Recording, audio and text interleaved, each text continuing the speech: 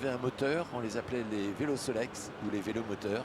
Et bien lui, en clin d'œil, il a appelé son planeur Sol pour soleil, Ex pour expérimental.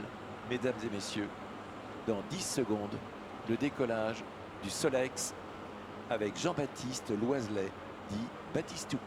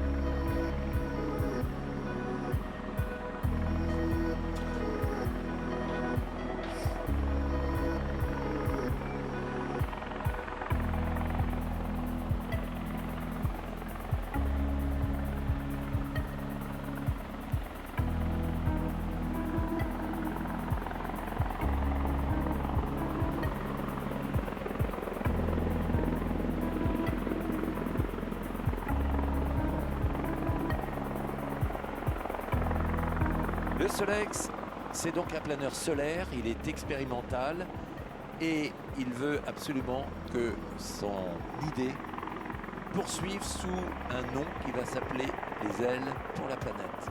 C'est le premier aéronef qui va permettre à son pilote de voyager en parfaite harmonie avec la nature.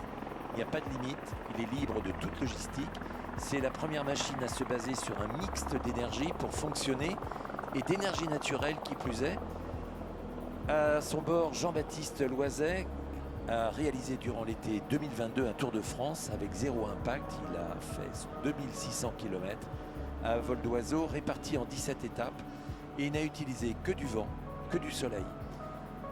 Rappelez également que pendant un an, son planeur, depuis un an qu'il vole avec, il n'a jamais remis de l'électricité dessus pour recharger les batteries puisque les batteries sont rechargées automatiquement par le soleil.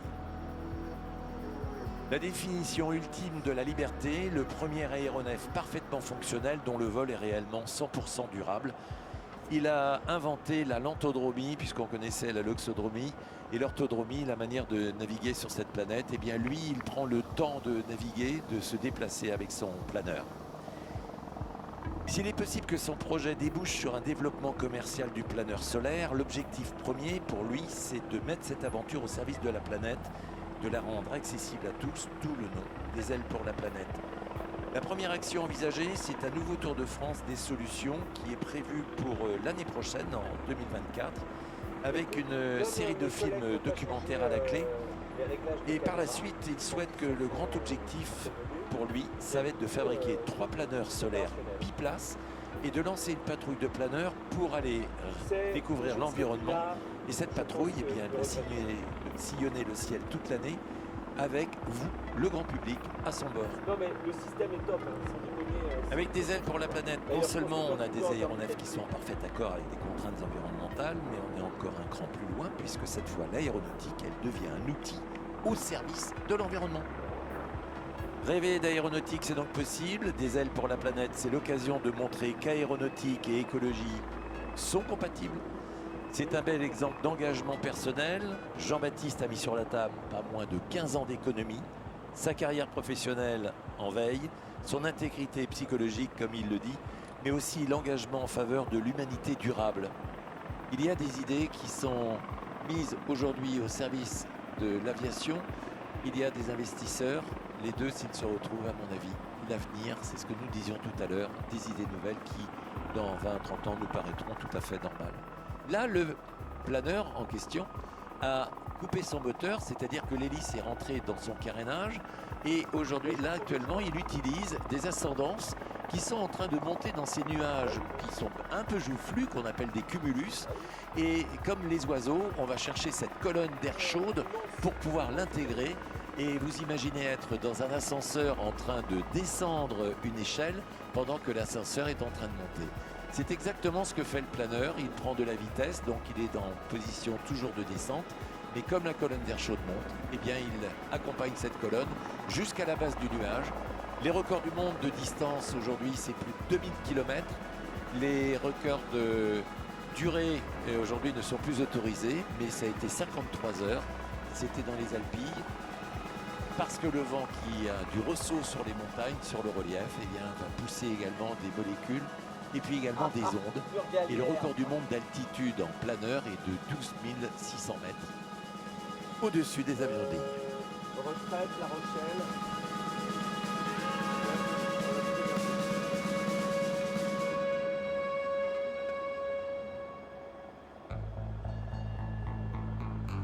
The project playing now is called Wings for the Planet, following the dream of Mr. Jean-Baptiste Loiselet, who always wanted to travel across the world without any CO2 emission. To fulfill his dream, he started by flying gliders, and after a while he realized that with a very good engineering, it might be possible to use the sun to power an engine. That's how he installed solar panels into the wings, connected them to the batteries and do a little electric engines.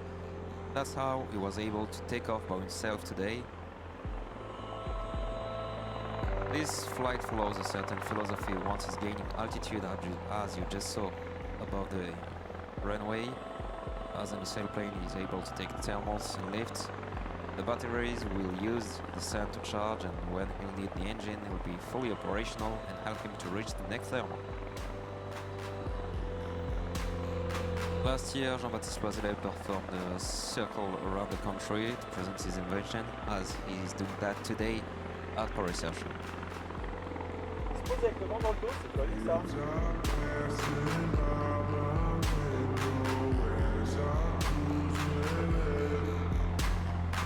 Even if today this is just a prototype designed by a dream, maybe we are witnessing the future of light aviation. This is only the beginning.